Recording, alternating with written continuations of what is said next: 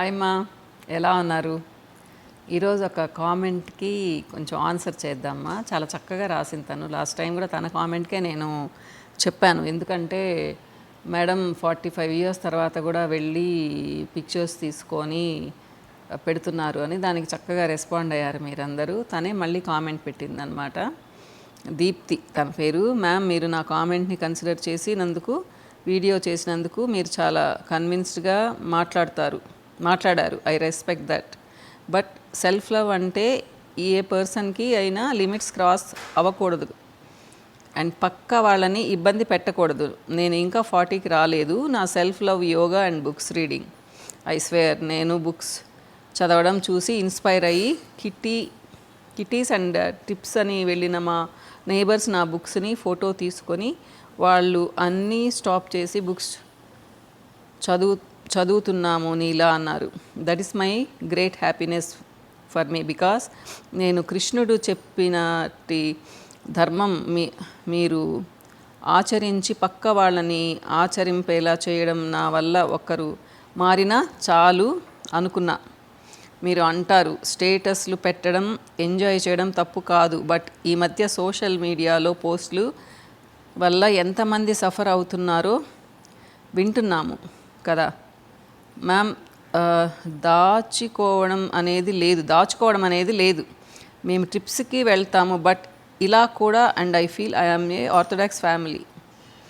మన ముందు తరం వారు లేడీస్ ఫ్రీడమ్ ఫైటర్స్ని ఇన్స్పిరేషన్ తీసుకోవాలి. నేను 3 times మహాభారతం, 2 times భగవద్గీత, దేవీ భాగవతం, రామాయణం, గీత ఇలా చాలా బుక్స్ చదివాను. సొసైటీ బిల్డ్ అయ్యేది ఉమెన్ వల్లనే కదా madam. I'm not narrow mind and I'm broad mind person on protect our culture and rituals.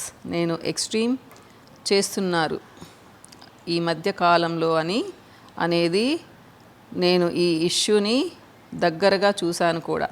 So పాపం ఫీల్ అయినట్టున్నారు దీప్తి. మీరు చాలా మెచ్యూర్డ్ పర్సన్ మా. మీలాగా అందరు ఉండలేరు. చెప్తున్నాను కదా, మీలాగా మేబీ 1,00,000లో 1-2 ఉంటారేమో.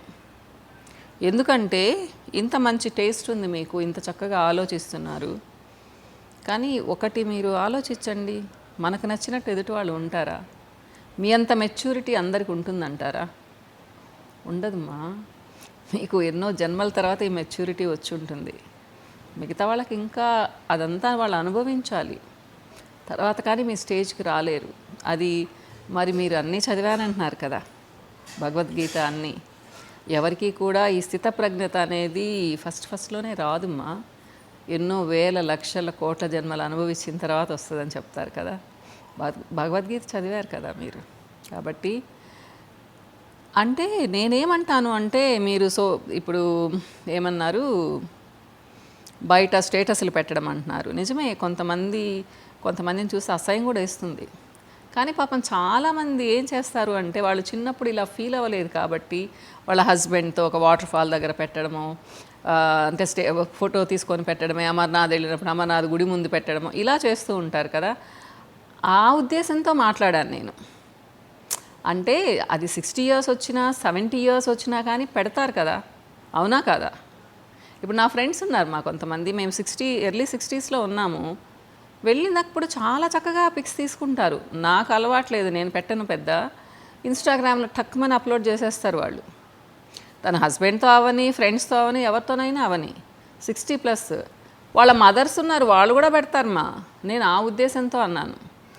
నిజమే మీరు అన్నట్టు. ఏంటి అంటే మన వల్లనే సొసైటీ బిల్డప్ అవుతుంది. అంతకుముందు కూడా నేను చాలా వీడియోస్లో మాట్లాడాను, ఎందుకు ఆడవాళ్ళు మారిపోతున్నారు అని చెప్పేసి. మీరు చాలా చక్కగా ఆలోచిస్తున్నారు. కానీ మళ్ళీ చెప్తున్నాను కదా, మీలాగా ఆలోచించేవాళ్ళు చాలా తక్కువ మంది ఉంటారు మా. ఇది గుర్తుపెట్టుకోండి మీరు, ఓకేనా? మీ కామెంట్ నాకు చాలా నచ్చింది. సో ఒకవేళ హైదరాబాద్లో ఉంటే నన్ను కలవమని చెప్పేదాన్నేమో, మరి మీరు ఎక్కడ ఉంటారో తెలీదు. ఎందుకు అంటే బుక్స్ చదవడం అనేది ఒక అదృష్టం. అందరికీ అలవాటు ఉండదు.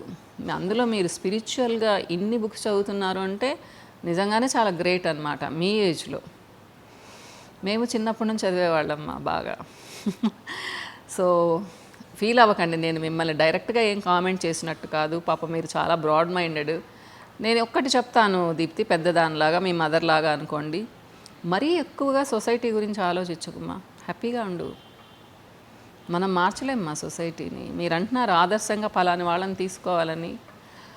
0.01% కూడా ఇప్పుడు ఆడవాళ్ళు లేరు, ఈవెన్ మా ఏజ్లో వాళ్ళు కూడా. మీరు అది ఆలోచిస్తే మీరు బాధపడుతూనే ఉంటారు దీప్తి. బాధపడడంలో అర్థం లేదు. మీ ఫ్యామిలీ వరకు చూసుకోండి. మీరు అన్నారు కదా ఇన్స్పైర్ చేశాను పక్కన వాళ్ళనని, అది చాలా గొప్ప. అలా మీరు చేసుకొని హ్యాపీగా ఉండండి.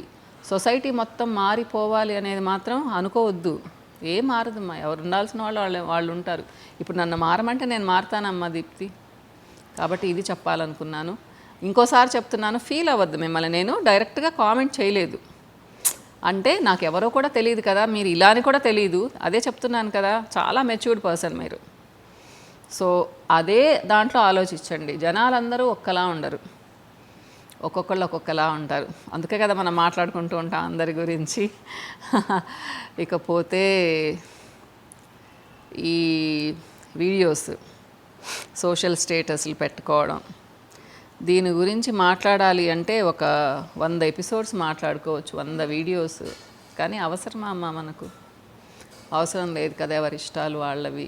ఎలా మనం చాలా మంచోళ్ళు అనుకున్న వాళ్ళు కూడా వేరేగా అయిపోతూ ఉన్నారు మా. అది చాలా బాధేస్తూ ఉంటుంది ఒక్కొక్కసారి. మనం ఎంతో అభిమానిస్తాం కొంతమందిని, వాళ్ళు కూడా వేరేగా అనిపించినప్పుడు నమ్మము ఫస్ట్, కానీ తర్వాత నమ్మాల్సి వస్తూ ఉందన్నమాట. కాబట్టి ఎవరిష్టాలు వాళ్ళవిమ్మా. ఇప్పటి రోజుల్లో ఎవరైనా ఏమన్నా అనుకుంటారన్న ఫీలింగ్ కూడా లేదు ఆఖరికి. చాలానే తప్పులు చాలామంది చేస్తూ ఉన్నారు.